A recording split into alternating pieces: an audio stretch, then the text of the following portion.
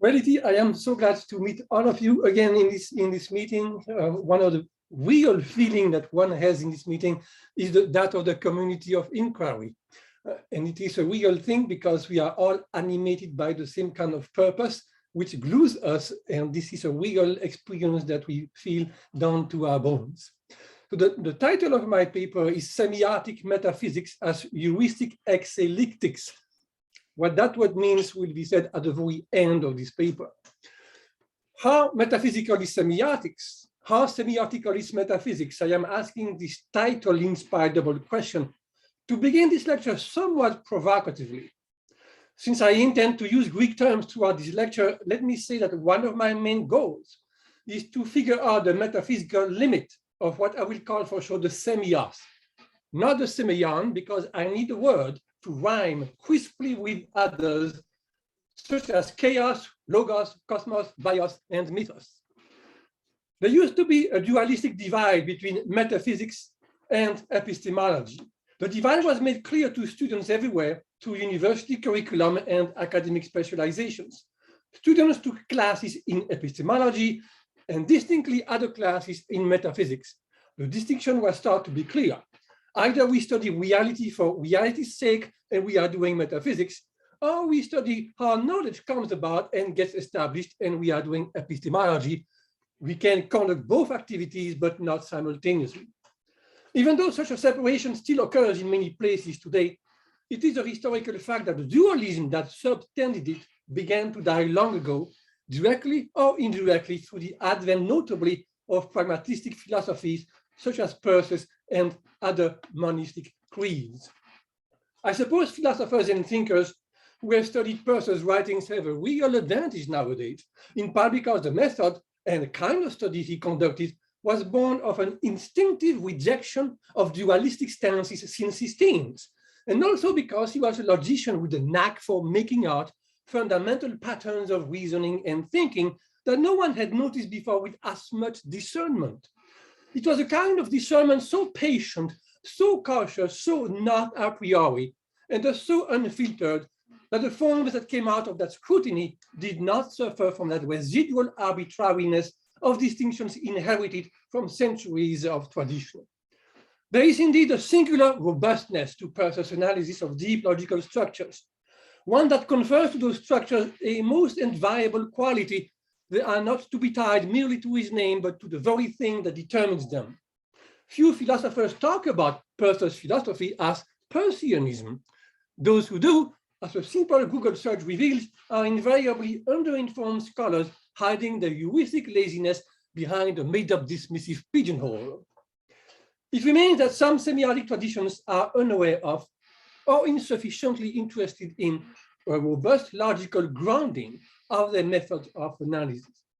Editing the American Journal of Semiotics has increased considerably my exposure to diverse semiotic traditions. For all, I welcome in the pages of that journal. For the sake of informed decisions, I have been brought to study the work done by, for instance, by American communicologists, such as Richard Lanigan and Isaac Catt, whose work relies in great part on the Husserlian phenomenological tradition, or the work done in what has been dubbed cognitive semiotics, some of whose practitioners are also heavily Husserlian, for instance, at Lund University in Sweden and at Aarhus University in Denmark. Or also the work done by a growing cluster of biosemioticians, for the most part intellectually connected to Ahti-Veikko and other practitioners of biosemiotics in the Department of Semiotics at the University of Tartu. This exposure to other semiotic traditions and methods taught me that those venues remain generally hesitant as to their methods, their lexicons, and their theoretical hypotheses.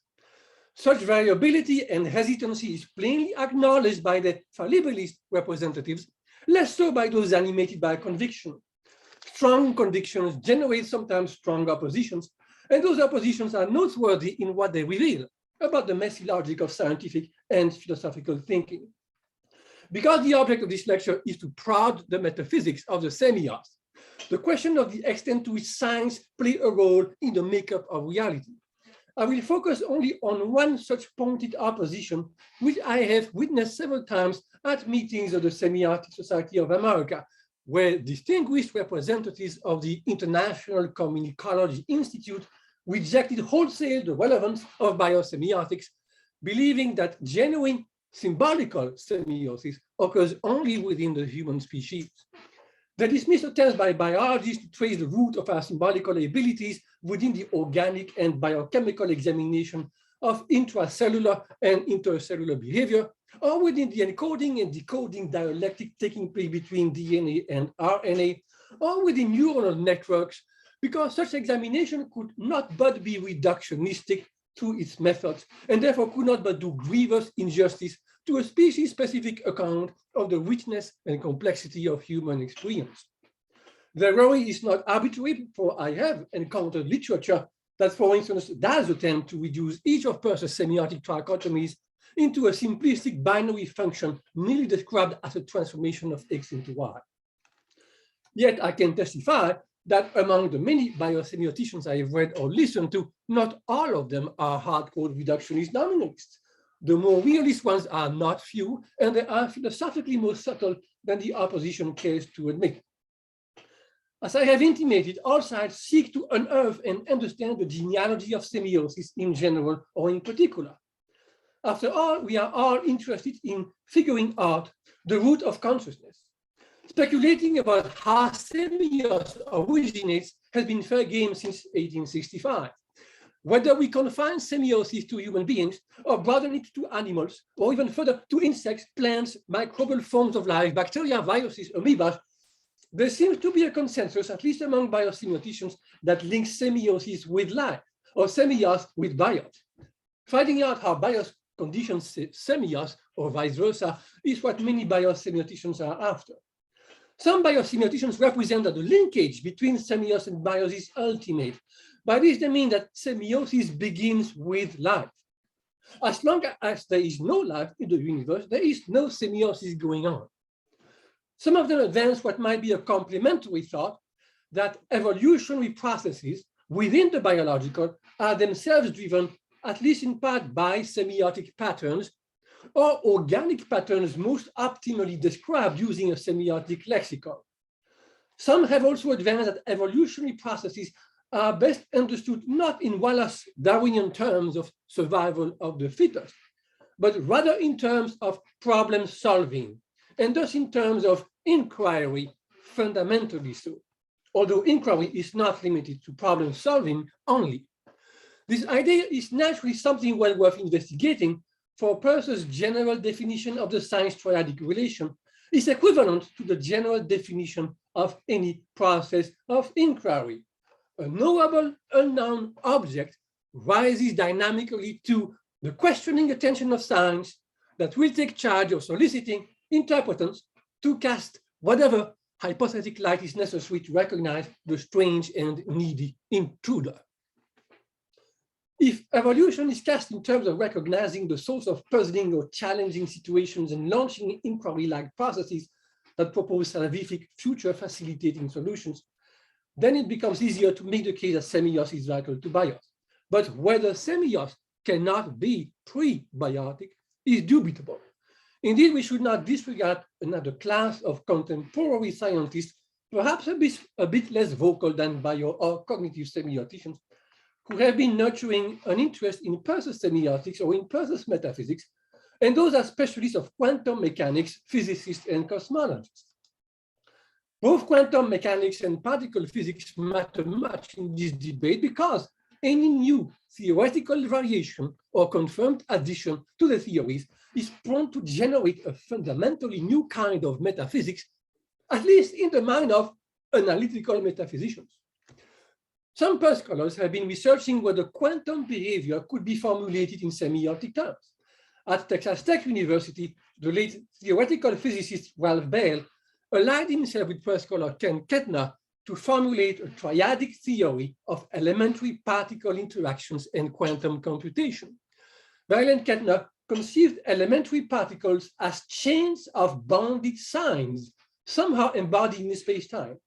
Triadic structures displaying either internal boundings representing the history of the particle and connecting or external boundings binding interpreted elements from one interacting particle to another, both observing each other as it were, altering each other's states and carrying away an interpretation of the interaction. The late Peter Woodman Christiansen had also done similar semioquantic research starting in the mid-1980s in a series of papers looking for more and more robust ways of disputing the concept of non-locality by moving from semantic to semiotic accounts, the kind of work that continues to feed ongoing discussions about how to frame a semiotic metaphysics, capable, for instance, of providing a better account of the effect of observation on particle behavior than the proponents of the EPR paradox and the quanticist detractors managed to provide. Googling the phrase quantum semiotics, coined by Christiansen, who appears to have founded the discipline if it is one, provides an increasing number of hits, some of which point to work more credible than others. Thermodynamics is another physics discipline whose central concepts, such as work and entropy, have been applied metaphorically or not to semiotic processes of inquiry.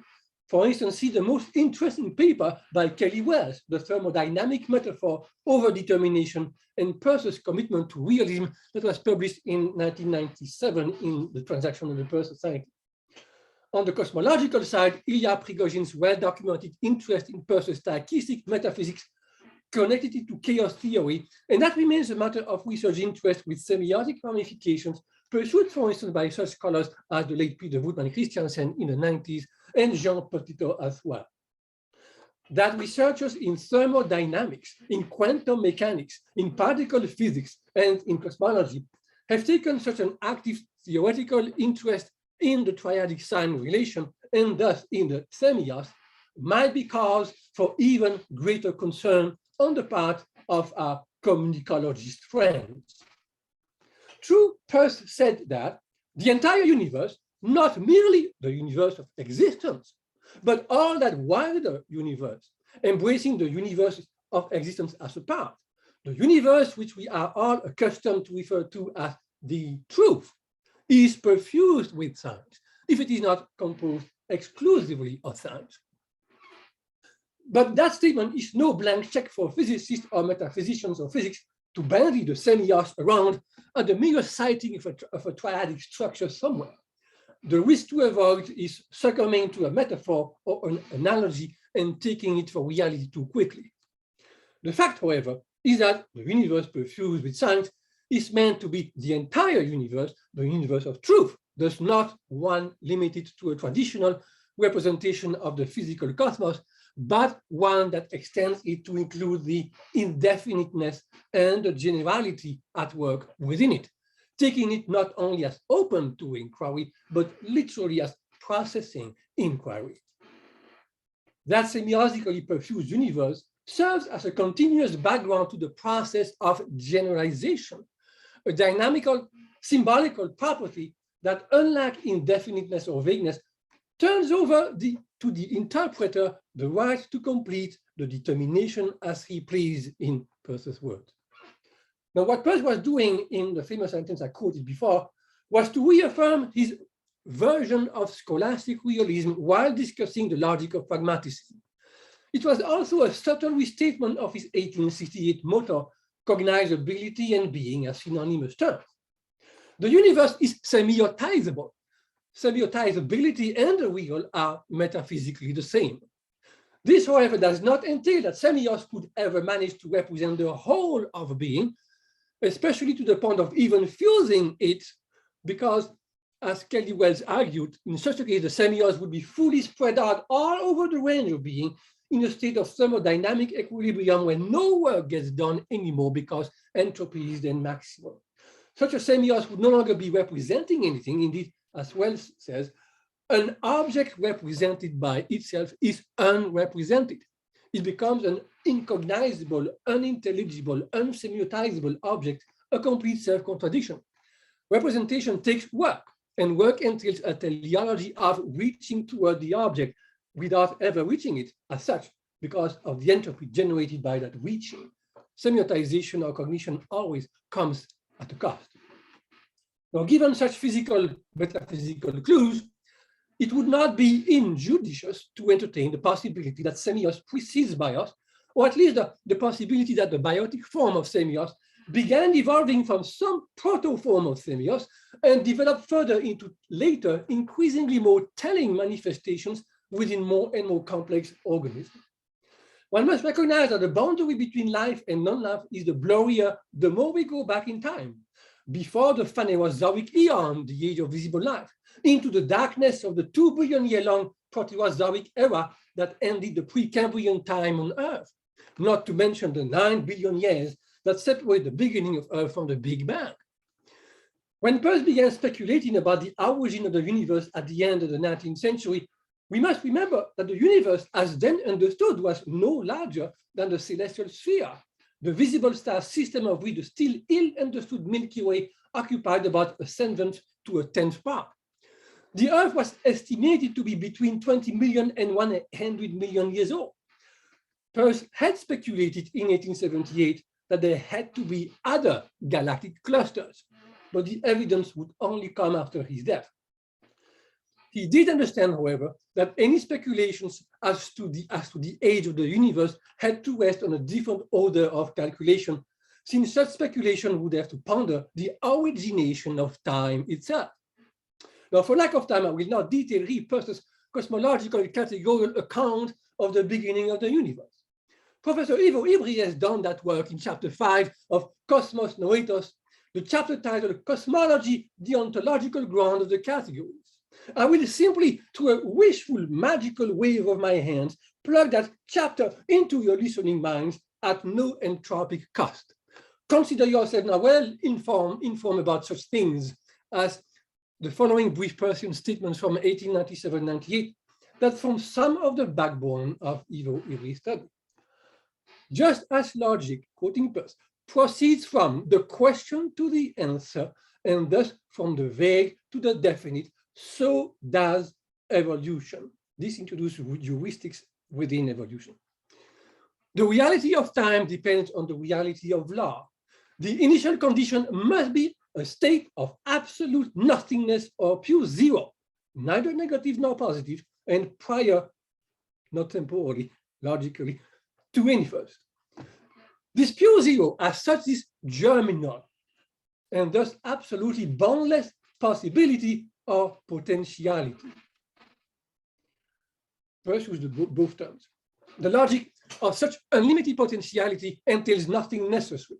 It only entails its own annihilation. Now, annulling a potential is to get that potential to realize itself somehow, otherwise it would be idle, and absolute idleness would deny its potency.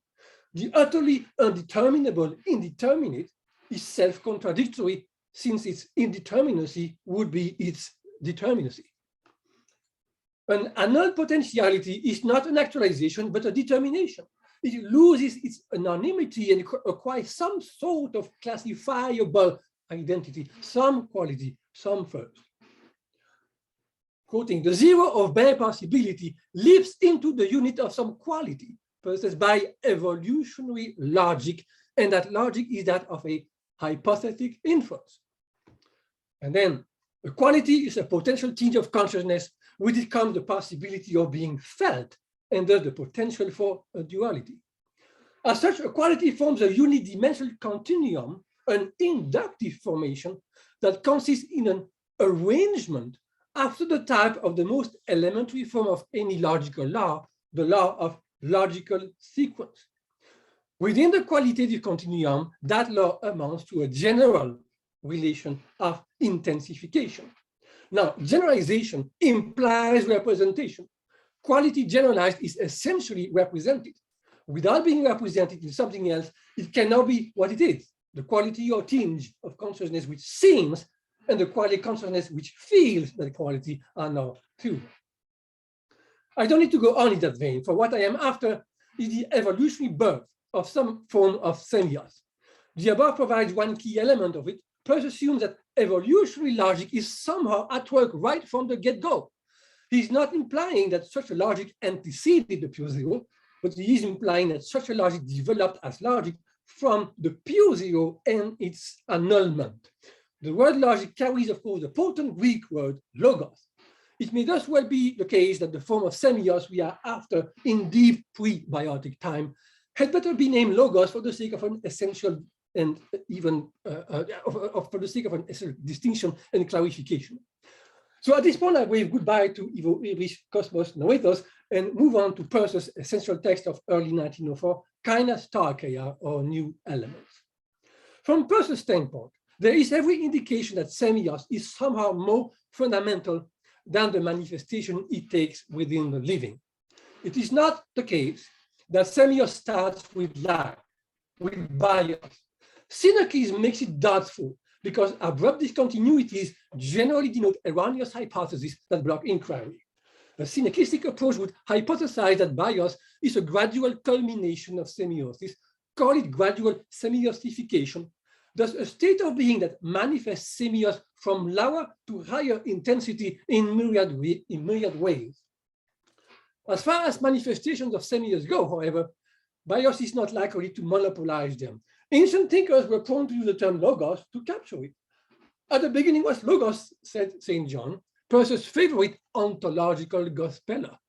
Early theologians believed St. John meant the Son of God, or the second person by this formula. That likely reflects metaphysical and cosmological naivete.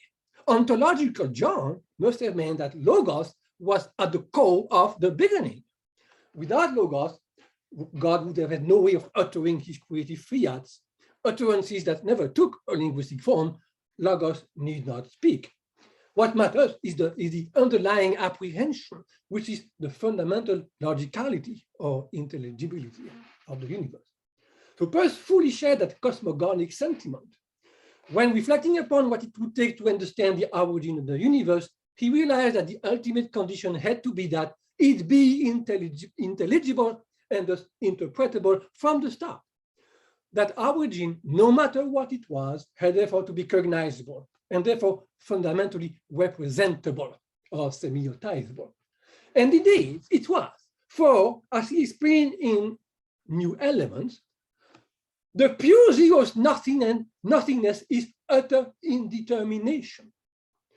No sooner had he said that he suddenly realized, but a symbol alone is indeterminate. And then the capital conclusion flew from his pen. Therefore, nothing, the indeterminate of the absolute beginning, is a symbol. There we go. Cosmogenesis suddenly turned into cosmosemiosis. The key argument was akin to the 1868 motto, if being is real, then it is cognizable, but then it must be representable. But if the being under scrutiny happens to be the primordial zero, then any attempt to represent it must exhibit full logical adequacy to the task. It must be a type of representation that can capture the utter indetermination, and that can only be a symbolical legisign. It then follows that if the original nothing is symbolizable, whatever symbol symbolizes it is an interpretation of that nothing. But then that nothing cannot but be symbolical itself, most indeterminately so. Only the truth of that assertion can serve as the starting point of the inquiry. There is no other correct logical way of beginning an account of the universe, Peirce concluded, QED. We need to remember that a symbol can achieve or exercise symbolicity only by determining interpretants that will recognize and pass along whatever that symbol represents that was somehow determined by the indeterminacy in search of annulment. Here too, a sequential logic is at work, one that institutes and constitutes what at first may have been for an extremely long time a merely repetitive series of quasi-empty, mostly vague and indeterminate representations, constantly hovering between vagueness and determinacy, as he says, a hovering that never loses the character of representedness, continuously sustained by the genuine reality of the dynamic object.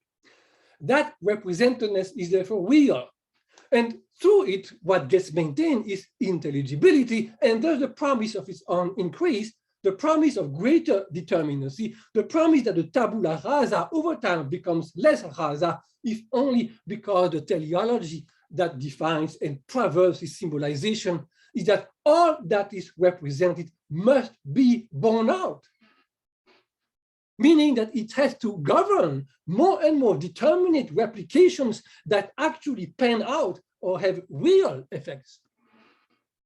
Peirce is careful to acknowledge that this serial symbolization is open to errors. Not every generated symbolical interpreter will manage to remain faithful to the object as represented throughout the chain of representations.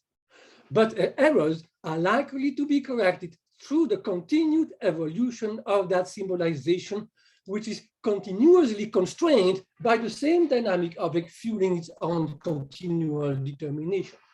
This is what allows us to state that the very entelechy of being lies in being representable. A sign cannot even be false without being a sign. And so far as it is a sign, it must be true. A symbol is an embryonic reality endowed with power of growth into the very truth, the very entelechy of reality. So semios is bound to be true, bound to play its role within the universe of truth, whose truth depends on just such an integral semiotic perfusion.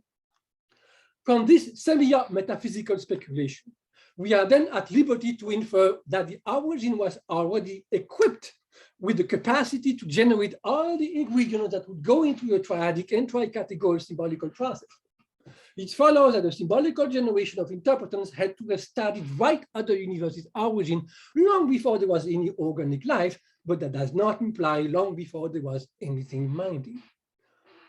One question worth entertaining briefly is what sort of inaugural symbol could have served as initial representation of the pure zero, where inaugural and initial can only have a logical sense since that was before the origination of time. A plausible answer was that such a symbol was formally akin to the logical copula. As per Short in 1867, the expression of the copula performs and declares the symbolization that occurs within a proposition that assigns some determination to a subject. The subject is whatever is indexable, more or less definitely. The predicate is some applicable determination, some quality, some iconic qualisign. What links or connects an index to an icon is by definition a symbol that as such manifests a propositional form, a form that proposes said connection. Hence, if, as copula, is one of the most fundamental symbols variable in form. In 1894, Peirce concluded a theoretical semiotic argument with the following Latin phrase, omne symbolum de symbolo. Every symbol descends from a symbol. That's the very essence of the process of interpretation. To say that the copula is the most fundamental symbol or agent of symbolization suggests that it governs all other symbols or acts of symbolization. It should therefore be at the core of any process of interpretation or semiosis. The next thing to keep in mind is that no proposition is isolated. Every proposition is expressed within a sequence or discourse, and thus is anteceded by prior propositions and followed by subsequent propositions, whether uttered or not. Minimally, every proposition stands for its preceding one to its succeeding one. Dynamic antecedents and subsequents bring us back to the primordial principle of logic, logical sequence. The copula at work within the generative sequence of symbols is marked by the Latin preposition de, one omne symbolum de symbolo. And Peirce tells us that the symbol is that which represents itself to be represented. Thus, every symbol involves a double dependency. It depends on the symbol that needs it as an interpretant, and it depends on the symbol that it itself needs for its own interpretant. So the symbol is therefore at once a copula internally, the link it proposes as such between an indexable and a quality, and also a copula externally, the generative or genealogical or even quasi-phylogenetic de at both ends, that is the sign of the sequential inferential logos, without which vagueness would fail to annul itself through increased determination. The origin of logos is in that inaugural de, that the de is itself a symbol fully processual and unidirectional, even ilative. That de is not the de of undoing, but the de of origination, down from or down to, sometimes away from, as in dependence, derivation, deduction, descent, devolution, and even design, from designare to signify in the 6th century. It is not merely transitive because it conveys the possibility of variation and incompleteness, one might even say of fallibility. It is not deductive. It therefore conveys the messy dynamic of evolution. What is it then? that could have given rise to the cosmogonic logos. Pure zero could have, but only indirectly, for pure zero state of potential indetermination was absolute. Pure zero was rather potential chaos. As such, it could only germinate the chaos of qualities, the chaos of firsts, the chaos of determinate possibilities, including those called actualizability, generalizability, and symbolizability. The pure zero is the pure tabula rasa, and as such, the blankest symbol that grants the possibility of symbolization. It is chaos in a purely indeterminate form. One might be tempted to call it the ultimate dynamic object, but that is not warranted, perhaps. One must respect its pure zero-ness. As Peirce advanced in 1898, that indeterminate chaos, by annulling its potential, generates or evolves into the more determinate chaos of lawless, chancy firsts. The latter chaos, in turn, becomes fertile ground for logos, as explained in Cosmos Noetos. So what does logos generate? Well, that which is no longer chaotic, but organized, cosmos, because logos is nomos. Symbols are legicides. Once we have a cosmos that eons by eons keeps getting its act more and more together, what ensues? Eras and areas across which complex combinations keep getting more and more complexified until their organization, through continued generalization, gets to turn onto itself. Peirce explained in a letter to Lady Welby that the essential function of science was to render inefficient relations efficient. Their role is to establish a habit or general rule to which relations will conform. As that efficiency keeps increasing, at some point in the network of generalizing relations, reaches some form of unity by integrating its nomos within its own fabric.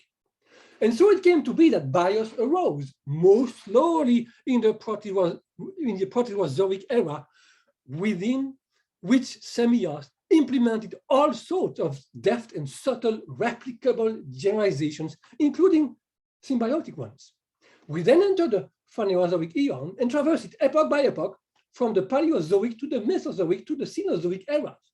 We moved down the Cenozoic era period by period, from the Tertiary to the Quaternary, and then down the latter epoch by epoch, from the Pleistocene to the Holocene, current epoch, 11,000 years ago.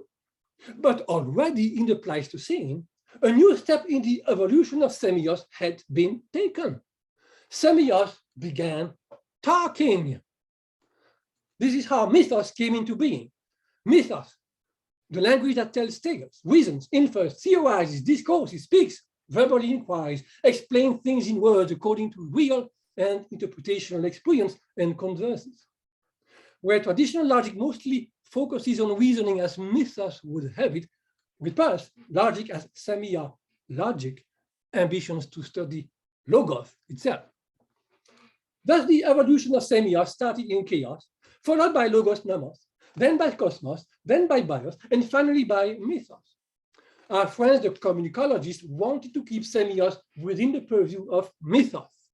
We must admire the sensible respect for the economy of research. The title of this lecture, Semiotic Metaphysics as Heuristic Exelíctics, thus finally finds its explanatory logos. The metaphysics of semios is the history of its evolution, and its evolution is the following of a process that was always, from the very start, a process of inquiry of heuristics. Exelixy is the modern Greek word for evolution, a Latin word. Poor Aristotle's misconception of the secondary substances known as species and genera prevented him from evolving evolution. And I'm glad the Greek language caught up.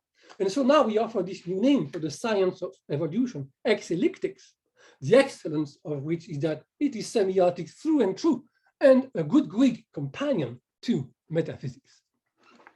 Thank you.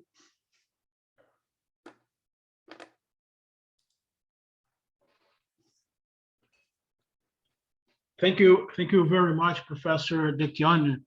Now we have the comment of Professor, just a moment.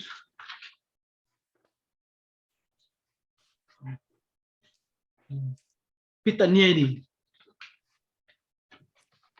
Yep. Okay, thanks. Yeah, I hope you can hear me. Yes. So good. So I don't have anything written down. I got your paper yesterday, but I don't blame you because I asked to have it yesterday and no sooner. So, anyways, I just rambled through a couple of thoughts. I just really took some notes from what you presented here, and this is an awfully interesting issue, and of course we cannot cover nearly all that there is to it, but I'm happy to keep this as a conversation and involve others as well on some of the key ideas. So what I tend to think when we discuss biosemiotics and then the question is, do we go beyond and given synergism and given a continuity, it seems the answer must be that there isn't from Perse's point of view shouldn't be any strict divisions between what is abiotic and biotic, and it's all smooth and continuous, and we can fall from one domain to another. And what matters there is that what sort of evidence can we obtain from various fields of study to support these views. What sort of evidence is there that same sorts of mechanisms may be at play for anything that has to do with molecular structures and DNA-driven forms of life, all the way to the very fundamental physics of the universe. And so the question is what sort of evidence there is. And I think one of the interesting things that seem to be happening is that if you look at what the results and findings they have concerning the question of origins of life and what could we say about that, which is still an open issue during the next many years perhaps, it seems that we are getting closer to there are very interesting hypotheses concerning that, and they tend to think life, or the definition of what counts as life, what is life, from very different perspectives and wider points of views, and some of that has been done without any biosemiotic involvement, but I think biosemiotics can inform those studies quite nicely. So I think I'm on the same sort of a path of same learning curve with you, André, that just think that what was interesting in a communicologist side of the study is tends to shift towards in favor of biosemiotics, actually, in order to be able to grasp these things. So the question is really about the evidence for this sort of a pansemiotic view. Maybe we could just wait for the next month and say what James Webb telescope is going to tell us about the early origins of the universe, because it's really going to see the millionth of the millionth of the millionth of the second after the Big Bang, and something like 300,000 years early universe, which is very, very early, and see some evidence. Let's hope that we will see what that thing will see. Hey, there is a symbol. So in the beginning there was that, or a copula, or so I don't know how strong conclusions we can draw from all of these, but yeah, let's see, let's wait and see. So just a few from the couple of first paragraphs, I think one of the things that may be helpful to explain why in fact we have these the communicologists and biosemioticians and have had troubles finding some common ground, has to do with the symbol, or the definition of the symbol, and they have a different definition, different understanding of Persian symbol, or what Peirce meant by symbol. And it seems to me that communicologists tend to think of symbols in terms of conventional signs, but you cannot define a Persian symbol by saying that it's a conventional sign. It's neither necessary nor sufficient account of Persian symbol. Symbol is rather what in its object has a generality in the object. So it's more of a type thing, and that's, I think, also counts in favor of biosemiotics, that at least some seem to be understanding versus symbol in this regard. At least if they do, I think that's on the right track. So that might explain the schism, that they have actually a different, or they might have misunderstood or have this, the older conception, which is not really exactly persists, that symbol is a conventional sign. That definition is not very helpful. The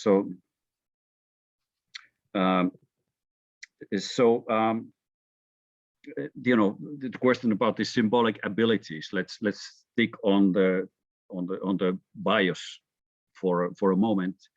I think one of the useful ways of thinking of it is a multi-scale phenomenon. So when it comes to the question of what counts as a living organism, and then we realize that it's actually at these multiple levels of description that we can find so much interesting activity and communication between those as well. So it's it's cells, it's what goes on within cells, but it's the interaction between cells, but it's also the bodily tissues and organs, and that level of organization that is also needed, and that restricts certain degrees of freedom so that it can eliminate the uncertainty and making what is in definite into a bit more definite form. And that is very important for the survival and life and growth of organisms, beginning with embryology and all these epigenetic influences that happen during the early phases. Because the question is, as you point out, it's so much of this problem solving inquiry for the organism, to solve problems, to correct errors that happen. They've done some really interesting experiments with, trying to, one of the experiments was to take tadpoles and move their eyes in front of their, move the eyes at the back of the heads of tadpoles and see if they can correct that, or they could deform the face, of the tadpole. And in fact, over time, they can correct and they develop into the perfectly fine face of the frog later. And that information is not in the DNA. It's not that there are instructions that whenever you have this problem, follow this rule, and it's much more on the general level, so that to figure out, there's a goal that you need to reach. There's an idea of what is a well-functioning face of a frog, but you have to sort of work out yourself how to get towards closer to that goal. So there is this the minimization of the delta discrepancy between what the representation of that goal is and then where you stand yourself, or that part or the unit of the organism at that particular time, and then work out with the help that you have in in DNA, but that's not all there is. So it's far from having deterministic IKEA type of construction rules that do this and you'll have a perfect furniture. So it has to do with laws, and it's a logical process, and it's computational. I think evidence is in favor of actually that the biological very fundamental level is actually about computations, and computations are solving logic problems. There are logic gates involved, but what these laws of how these logic gates operate, that's not in the DNA. That's somehow more universal and generalizable thing that say that okay, they are habits of certain kinds. First talks about this, and yeah, so this is an interesting question. Where do these laws of logic gates reside so that organisms can solve problems of this sort?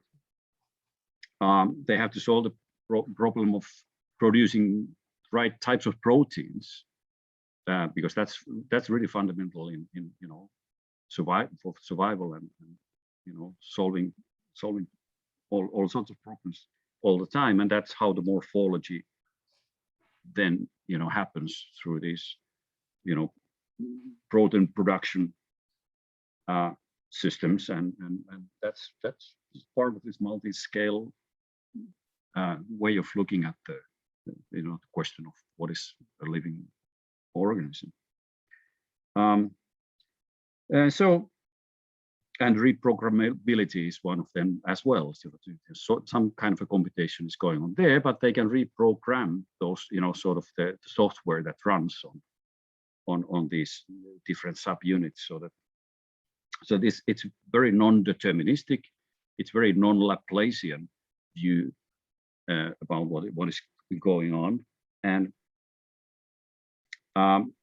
it is about making some kinds of predictions about where you want to be in the future, but the prediction also about your own state and your own behavior, and create models of that, and then see how they match, and then try to minimize that free energy. That is, one quite famous approach.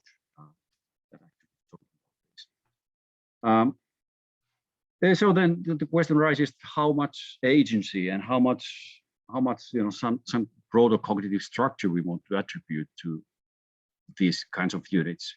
And so it's a way to scale down to the level of subunits of tissues and organs and cells or cellular multicellular parts in the body.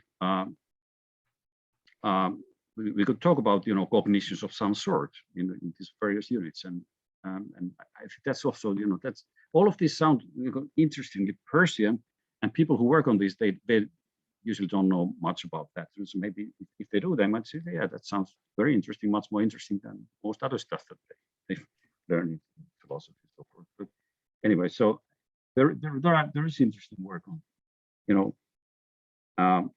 it's kind of a perspective shift, I think, that's happening, that seems to suggest that there's a lot of interesting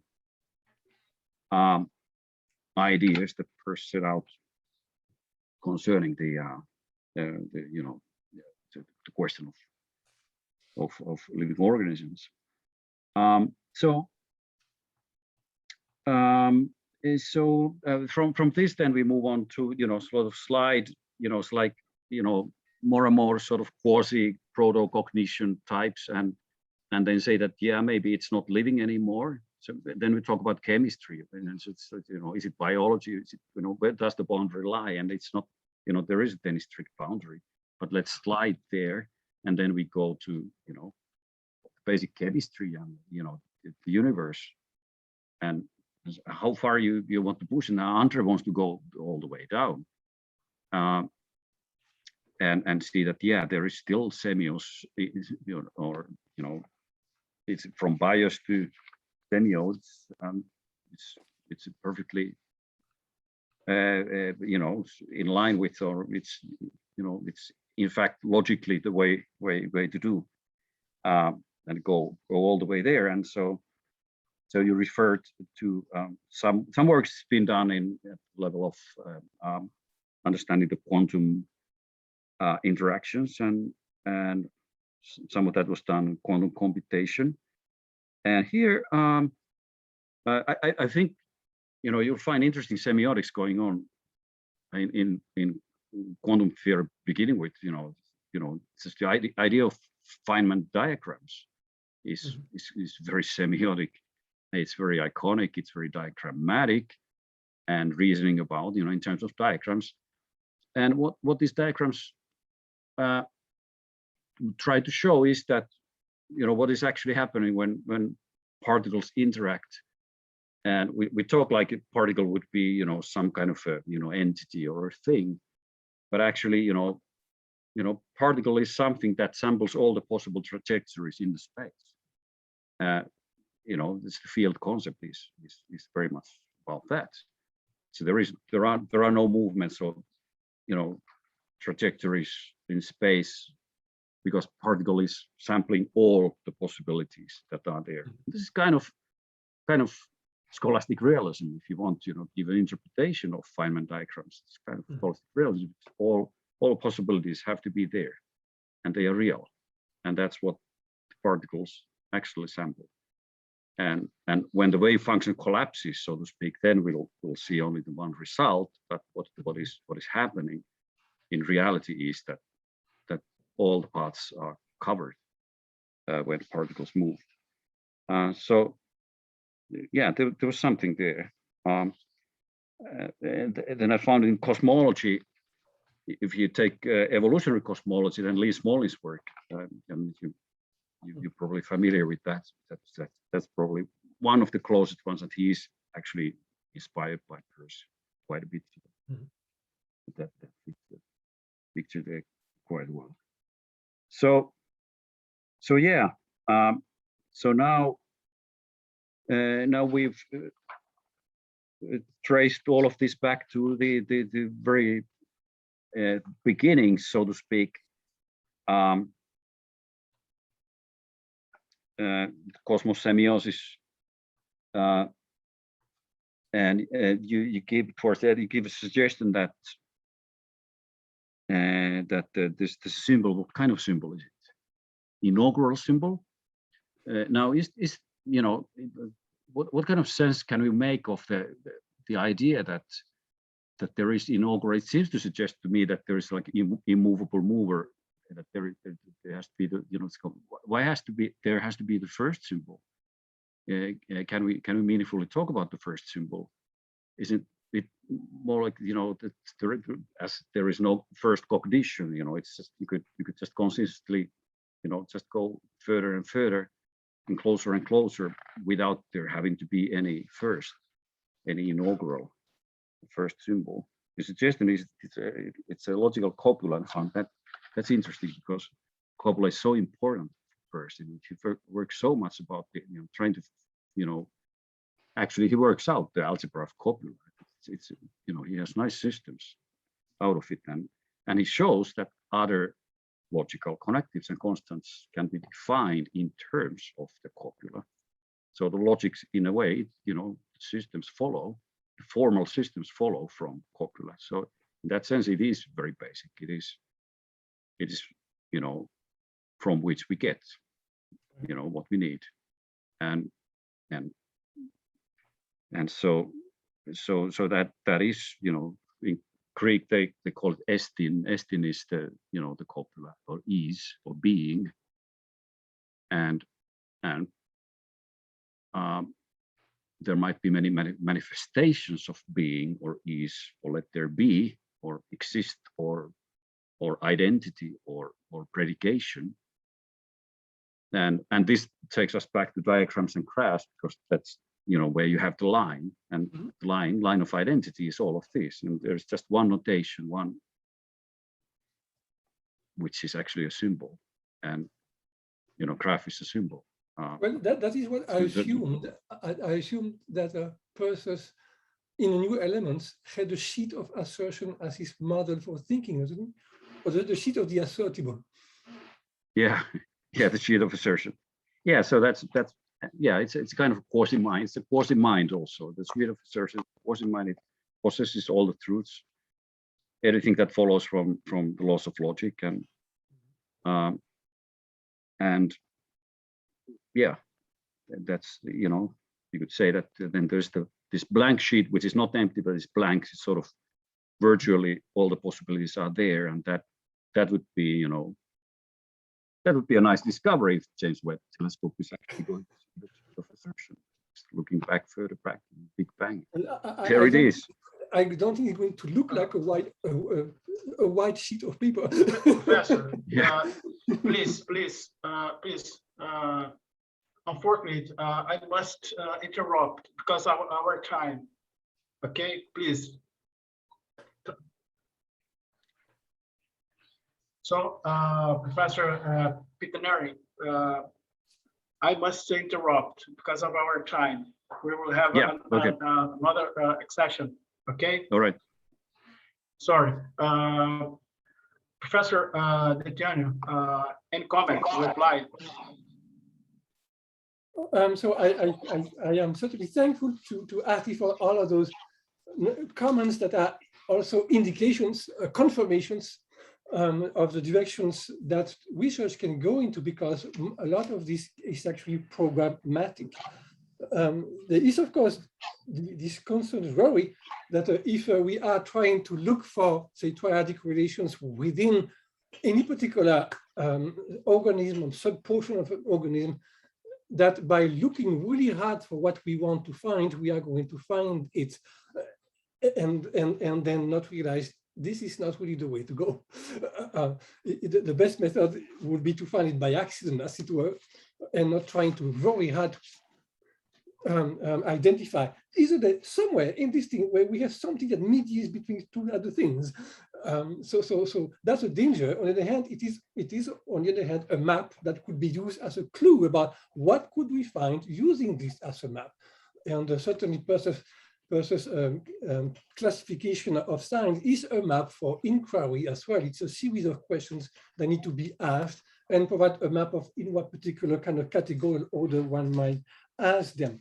But one has to be very cautious about this, in part because the danger when we are looking for processes that are fundamentally general, and we are looking at them, as it were, or pushing them within the particular, like in a particular cell that is right now under my microscope, and I do something to it that particular thing, and then it may sort of react to it and produce some kind of a change. And then we have the feeling, am I playing God here? Which means I am playing something far more general than that, because it might influence the course of the future. And why? Because whenever we look at something point by point with using a very precise instruments, we are looking at mostly what is indexical. And that is only a trace of something else that is far harder to get. And the farther harder to get we learned, we could get at it using probabilities and fathom what are the general trends, general tendencies, the generalization that are at work, and then finding out what is the connection between those general tendencies and across long times, some type of teleology that can be described or captured. It seems to be going to go into this general direction more or less vaguely, but it is at the same time getting more and more determinate, which means the pattern becomes more and more recognizable. And then one might say, this is how we could capture a telos, which is very hard to do.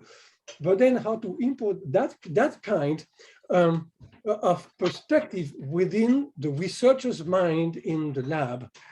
And that really means, how do we interfere with the natural nominalistic setup, which is the metaphysics of researchers, and tell them, don't be blocked by that. It is on the one hand, it is part of your methodology, but on the other hand, remember, you are driven by something much broader. And you are not just driven by it, the very thing that you are looking at is as well. And that might provide the kind of perspective that might might help as we are looking for symbols. And the symbols cannot be captured. We capture them to the replicas. And then the replicas show them what is it that they comply with despite errors of replication. And what was that particular idea? But the ideal itself is not a Platonic one. It is one that is learning from its errors. Hence, that kind of the evolution is as though the laws actually are paying attention to what's happening and to what's the possible from this eon to that other eon. A range of possibilities that was possible may have been cut off by something happening, and that opens up new opportunities that really are the field where things can expand. So that kind of dynamic can be, say, transferred into this kind of metaphysical semiotic lexicon, but that will not be enough to entice researchers. We would have to find ways of giving them a perspective that tells them you really are part of a community of inquiry that is far older than you might suspect. So, well, thank you, Ahti. You're welcome. Thank you. We'll have extra 15 minutes, and 4:30 p.m. we'll have the session of posters. Bob, please. I have just a question and an example. The issue of that no object can represent itself, but is there not a distinction between representation and, say, exemplification? How those two things seem to, as semiotic modes, seem to allow us to have objects that do not so much represent themselves, but as exemplify themselves. Now, it's pretty clear that normally that occurs within a framework of discursive beings who are talking about the world, who then want to determine what the properties of something or what something else is. But I'd like to connect that issue with the question. I mean, the question is, how does exemplification relate to representation, to the business of pushing everything back to the null point, to the symbol, etc., so that this search for the beginning of whatever it's going to be reminded me of a famous anecdote about Victor Weisskopf, the great physicist, who said that the only beginning of the universe that made any sense was the opening chord of Haydn's oratorio, The Creation. That the physicists have to take this absolutely seriously. And it's pretty obvious that that C major chord of the opening of the oratorio, the Assurform, does not represent in any sense the beginning, but it certainly exemplifies it. It gives us an access to it in another mode. And I kept thinking about this when during the talk, your talk, and during the whole sets of examples that Ahti came up with in the course of his comments. But it seems to me that Weisskopf's his example refers to the whole logic of exemplifications and of they're trying to determine what really are we doing in this gigantic, what looks like a theoretical attempt, but in many cases, say in Peirce's case, is a poetic attempt to construct a picture, a semiotic, a set of terms that are not necessarily explanatory, but are heuristic that lead us to something beyond images, beyond imagery, and even in this case, beyond words.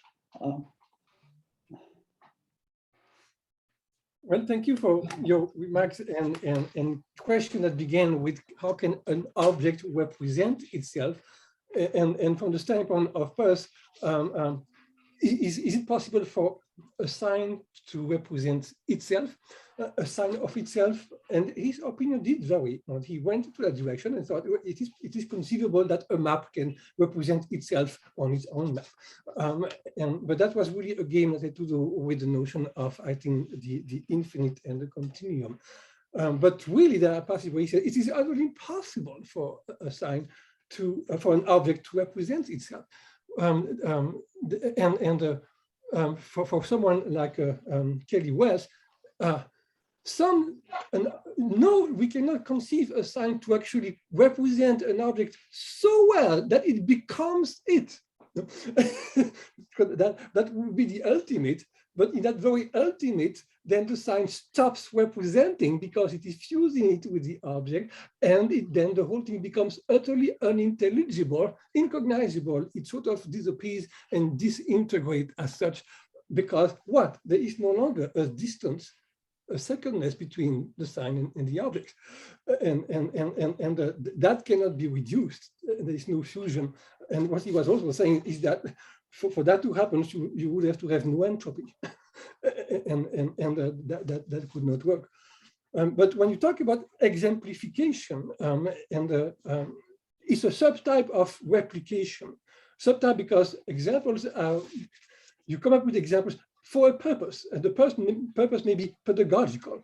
or trying to get yours to give yourself some sort of analogy that can spur you on back into the research track that you were a bit lost into. And then, but especially it is trying to find some sort of explanation, which means it is a work of creating a hypothesis. And when you come up with forms, isn't this at work within this? And then the example becomes like a little story. And where you are going to pinpoint those particular traits that really matter for you to convey the point you are trying to work out. Is the same kind of action you would be doing if you were, say, a logician and say, I need a piece of paper here, and I'm going to diagram this. The diagram becomes the exemplar, and it is something that you are working on, trying to better represent that, which is what driving the very logic of that which you are drawing or exemplifying. So I would then going to say, well, this is a sign of itself. Or would you want to say, well, I am looking for the general that is at work, and I can only do so through its replication that I am here, writing down here, or drawing, or giving you through some kind of metaphors, and hoping that we can get a sense, at first, the first of a third, that comes into the mind. Say, I think I am about to come up with the right pattern. The pattern would be the third, because I'm beginning to experience it in all of this exemplification that I am providing. There is something that is holding up.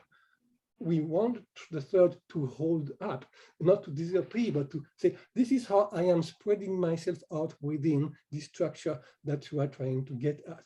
But that is really not the sign trying to sign itself. It is really a process of inquiry. And the inquiry is really more complex than just a sign looking at itself. It is where that inquiry is taking place, well, in the quasi mind that your mind is a replica of. and so that is the urge. The urge is to find, how do we get to a theory that's going to actually open up what it is that we are seeing, and then begin to help us make sense of everything in particular.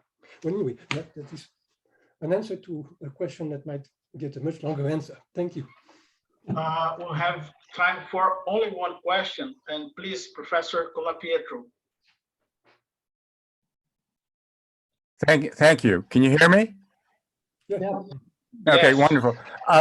Andre, I think you might be equivocating on an object representing itself in some particular respect, in some context, and an object representing itself in all respects, in all context.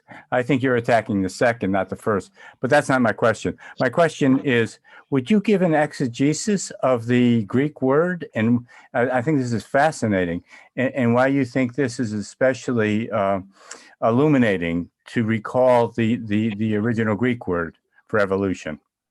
Okay, here is what happened. I came up with the title, Semiotic Metaphysics as Heuristic Science of Evolution? But those are Latin words. Semiotic is Greek, metaphysics is Greek, heuristic is Greek. I need a Greek word. And then, so I am looking for the Greek word, and I don't find any in my ancient Greek dictionary. so I went, of course, the concept of evolution, as we understand it today, we cannot really expect the ancient Greek to have the proper word for that. But then, of course, modern Greek has made up this word, exelíctica. And I have not, I didn't research, of course, the etymology of it, not successfully until I will encounter, but of course it might be, and I'm not sure about it, ex-helix, the helix, out of the helix, the spiral, whether it is the case or not, I don't know. But I imagine that behind the ex-helixes there is something like there has to be an X, like in evolution. But of course, evolute is also a helix. And so that is my clue for it. So to answer your question, I was animated by the need for harmony between first of thirds. Okay. Thank you. Well, thank you, Professor De Tienne. Thank you, Professor Pietarinen. Well, our next session will be the section of posters. So, Luísa. Boa tarde a todos. Good afternoon. We are going to make 5 minutes of break at 4:30. This poster section will begin, so we invite everyone to be here in this room. Daqui a 5 minutos a gente começa então a reunião de posters. Nós convidamos a todos para participarem. Agradeço. Thank you.